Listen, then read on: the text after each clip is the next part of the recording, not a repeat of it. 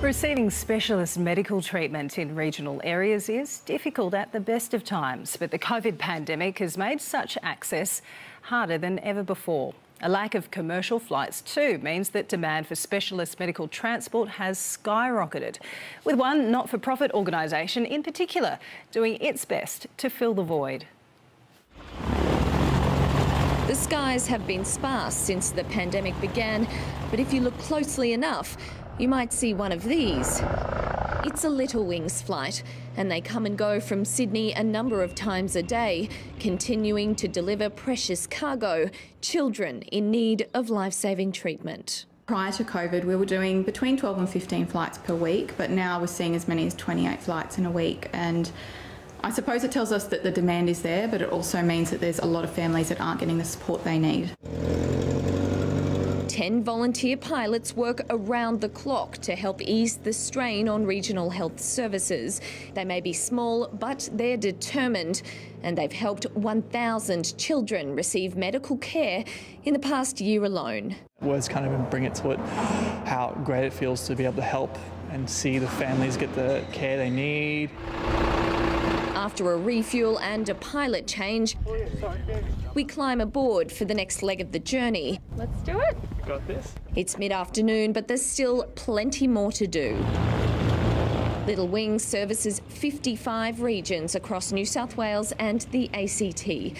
So this 6-seater Beechcraft Baron covers a lot of ground. Since the beginning of the pandemic, Little Wings has actually expanded its service, not only transporting families to and fro the city, but also taking doctors out regional too. So we're on our way to Tamworth now to pick up a specialist ENT, and then we'll take him to Dubbo so that he can treat some patients. 400 kilometres and 60 minutes later, we touch down in Tamworth. Dr Ranga Sirigiri is ready for his lift.